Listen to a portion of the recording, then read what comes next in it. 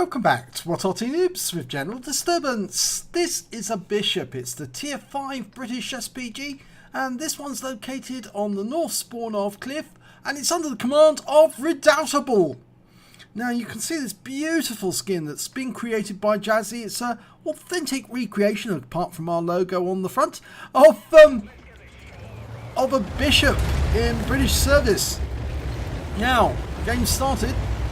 It's armed with a 4.5-inch howitzer, capable of 450 alpha, and, well, it's got a very fast reload and fast aiming. Reload is 10.88 seconds. Normally it's about 12 seconds, or slightly over 12 seconds, but you can see that Redoutable's having a lot of trouble from his teammates who were getting in the way and stopping him getting to a firing position. Now, as I said, it's got a very short range, this Arty, but it's very accurate. So it looks like Redoubtable is going to take it off to a position somewhere over in this basin here and shoot up at the enemy either on the cap area or in the western pass. We'll say the cap area, the hill area I should say. Okay, he's in position and he can shoot at the hill from here. He's going for an AMX CLC who looks to be trying to get up towards the hill. Just got a bit of reticule bloom there for a moment, but he gets a lovely hit on the AMX. And it looks like that Wizzy 131 GFT is trying to get up the hill. And we're almost loaded, and rounds out, and whoa, well, it tracked him and it did some damage, but it didn't kill him. But he can probably get another round in before he gets to the top of the hill. Rounds out, and he got him. First kill. Okay, now AMX CLC Biz is still there. Rounds out, this should hit. It does, and it's another kill. So his second kill. Okay, M4. Tier 5 American medium tank. Now, can he get a shot? Rounds out, this looks good. It is good. Hit the engine bay, 196 hit points off that one. You can see how effective the Bishop is in the right hands. Now he's very close to the cliff edge where he's located, but you can see he can still get shots on the enemy. And you notice how short the range is. He can't hit the back of the map, but he can certainly hit most of the areas where there's actual battle going on. Going for that Type 58, which was hidden in that corner. It's very difficult to get it right into the corner, but now you can see he just got a red line there from the rock, but he fires a round in and yeah, hits the rock wall again. He's just adjusting using Battle Assistant. Try and get it exactly right. Go for the Type 58. Now that looked better, but it still hit the rock face. Okay. Striv M42. Dialed in. He's pulling back. Rounds out. Good hit. 112 hit points from a near miss. Now, originally the Valentine was actually the Bishop was based on the Valentine hull with a 25-pounder gun built into it. But they fitted a 4.5-inch howitzer, and well, it was effective. But the problem was that the Bishop does have such a short range, and the reason for that is they couldn't angle the gun up high enough. And so normally what they do is they park the Bishops on an upward slope, and that would increase the range of the vehicle. Okay, another tight shot at that Type 58. Eventually they had to replace the Bishop because it just wasn't suitable enough, and what they came up with instead was the Sexton, which was a conversion of the M4 hull carrying a 25-pounder gun. And that was much more suitable. Primarily because the Valentine is actually a walking tank, so to speak. It walks at the same speed as the troops. Whereas the Sexton, well, that's a slightly bigger medium tank based hull. And that means it can actually keep up with the tanks.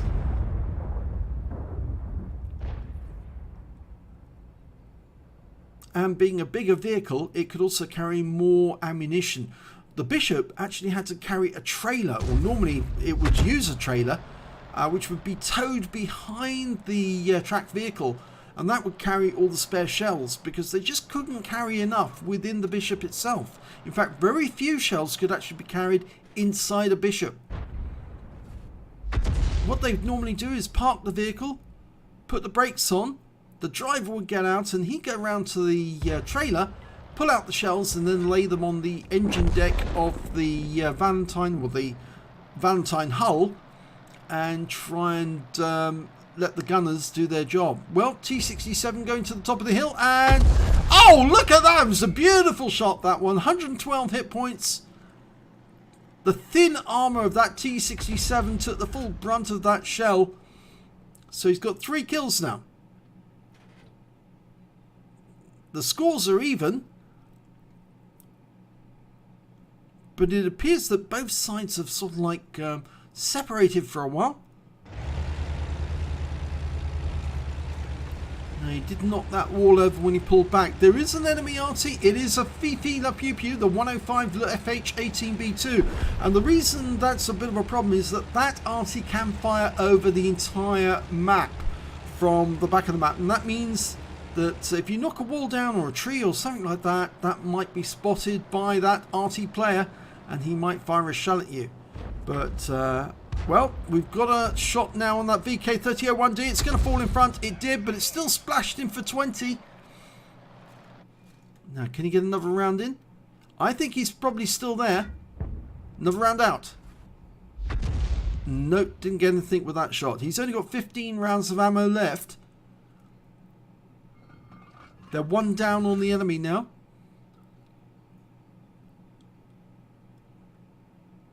He really needs his team to spot some of the enemy. At the moment, he can't do anything unless he sights the enemy. It shows how dependent the Arty is on his team spotting. There's the Type 58. Now, we can get a shot on him. We've just got the red line where the shell will intersect his turret. And there's the VK3001H. If he fires at one, he might hit the other. And, oh, he didn't hit either there. No, he's going for the 3001H. 14th round is out. And, oh, didn't hit either again. Now he's going to aim that one for where the Type 58 was seen. He fires around in anyway. Blind shot. And he kills the Type 58. That's his 4th kill. And that evens the scores out again. There's still 6 tanks on either side. Fires in where that VK was.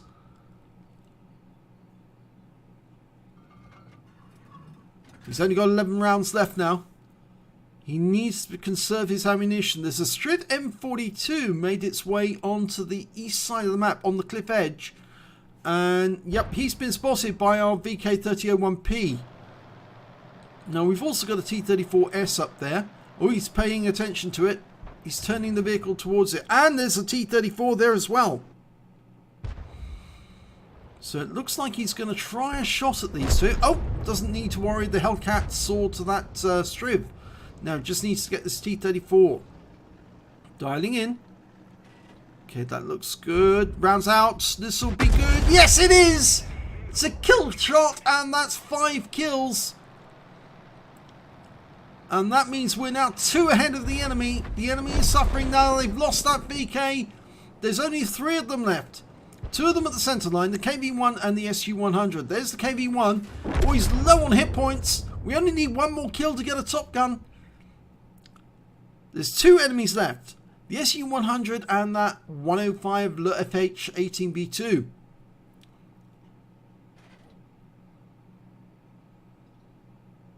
Now we know the SU-100 was seen in this vicinity, and he's more than likely still here. Ideally, we need the KV-2R to come up onto the plateau and see if he can spot the SU-100.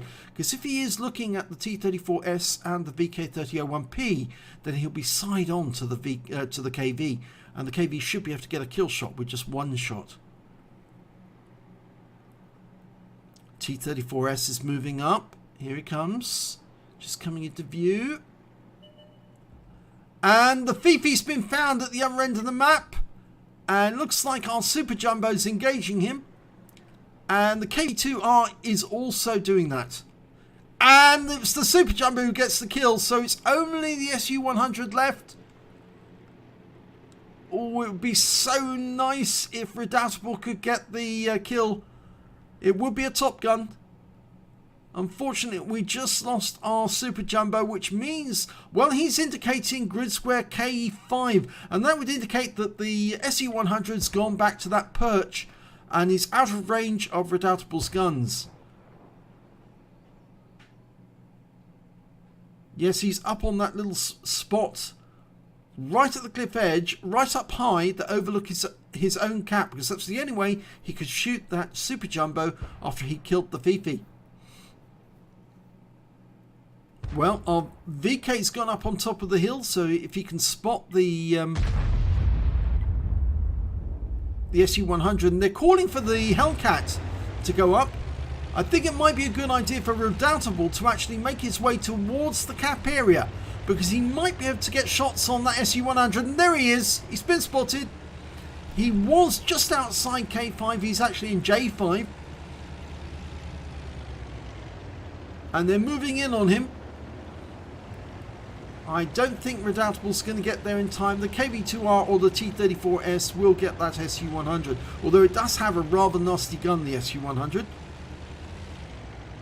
So does the KV2.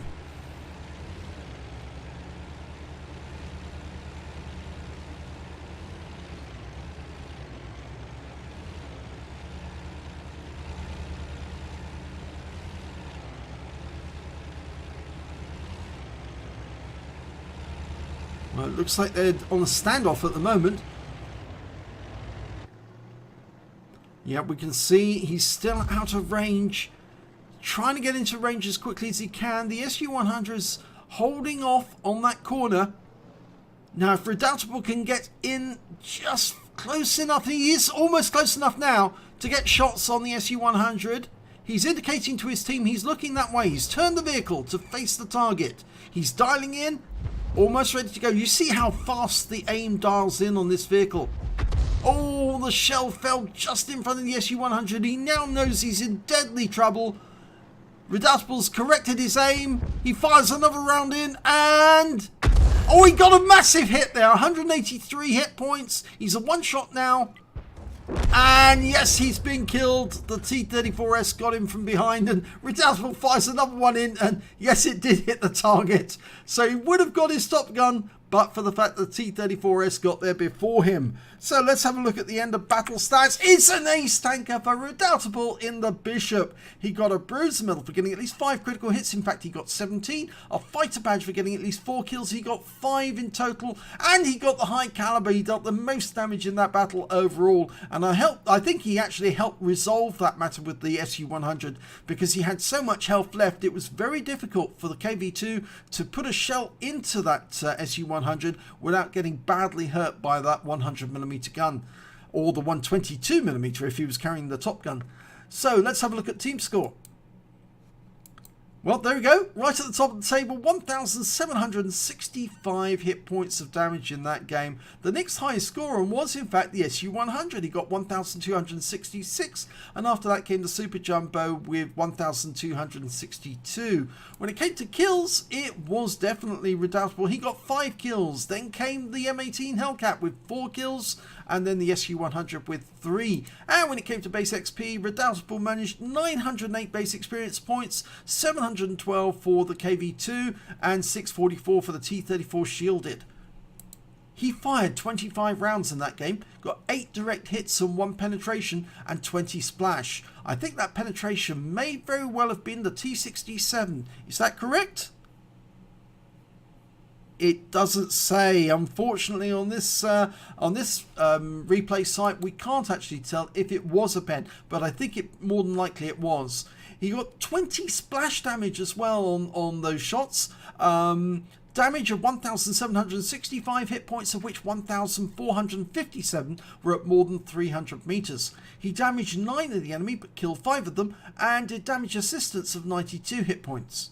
On a free play account, he earned 23,239 credits, and after repair and ammunition resupply, he took away 16,987 credits. He received 908 base XP, times 2 for the first victory, took away 1,816 base experience points altogether. So, very good battle there for Redoubtable, another ace tanker in the Bishop. Now, I know a lot of people like the Bishop, it's a lot of fun, and I've also seen quite a few Radley Walters in this vehicle. So, if you are thinking of going up the Arty lines, it's well worth going up the British line just to get to the Bishop, or even to the FV304, the Burt, which is the next tier up, because they are certainly a lot of fun. If you enjoyed this replay, please like and subscribe to our channel, and hopefully you'll see another replay very shortly, which will be equally interesting. Thanks for watching.